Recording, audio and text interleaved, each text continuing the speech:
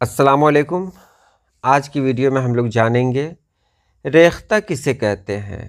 ریختہ اردو کا بہت پرانا نام ہے۔ آج اس کی تعریف ہم لوگ جان لیں تو چلیے ہم ویڈیو شروع کرتے ہیں۔ ریختہ کے معنی کیا ہیں؟ ریختہ کے لفظی معنی ملی جلی چیز کے ہیں۔ ریختہ ہر اس چیز کو کہا جا سکتا ہے جو کئی الگ الگ چیزوں سے ملا کر بنائی گئی ہو۔ اردو زبان کا معاملہ بھی بالکل ایسا ہی تھا۔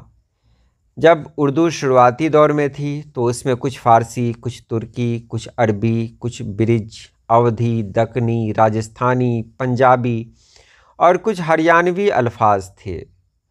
انہی مقامی زبانوں اور بولیوں سے اردو نے اپنے قواعد کا پورا نظام لیا، اس لیے اردو کو ریختہ کہا جانے لگا۔ ریختہ کے ساتھ اردو کو اور بھی کئی ناموں سے جانا گیا، جیسے ہندوی، ہندی، دہلوی، گجری اور دکنی۔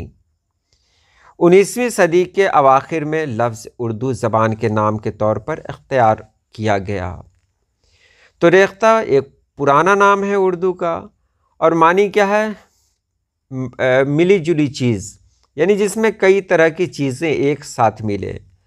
اب اردو کی بات کریں تو اردو کا معنی بھی لشکر اور فوج ہے، اور یہاں بھی اس کا لگ بھگ وہی معنی ہے کہ جہاں بہت ساری چیزیں ایک ساتھ مل گئی ہوں، یعنی بہت سارے لوگ جب ایک ساتھ مل جاتے ہیں، ان کی زبانیں، ان کی بولیاں، ان کا رہن سہن الگ، سب کچھ الگ الگ ہوتا ہے، لیکن جب وہ سب ایک ساتھ مل جاتے ہیں تو ایک فوج بنتی ہے۔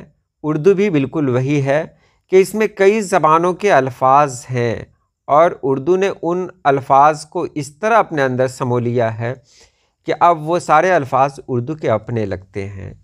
ریختہ جو اردو کا شروعاتی نام ہے، اس میں بھی اس کا مطلب وہی ہے کہ بکھری ہوئی چیز، ملی ہوئی چیز، بہت طرح کی چیزیں، یعنی بہت ساری زبانوں کو، بولیوں کو ملا کر ایک نئی بولی بنائی گئی، ایک نئی زبان بنائی گئی، جس کا نام رکھا گیا ریختہ۔ امید ہے آپ نے سمجھ لیا ہوگا۔ آج کے لیے اتنا ہی۔ اللہ پاک آپ سبھی لوگوں کو خوش رکھے، آباد رکھے۔ اللہ حافظ۔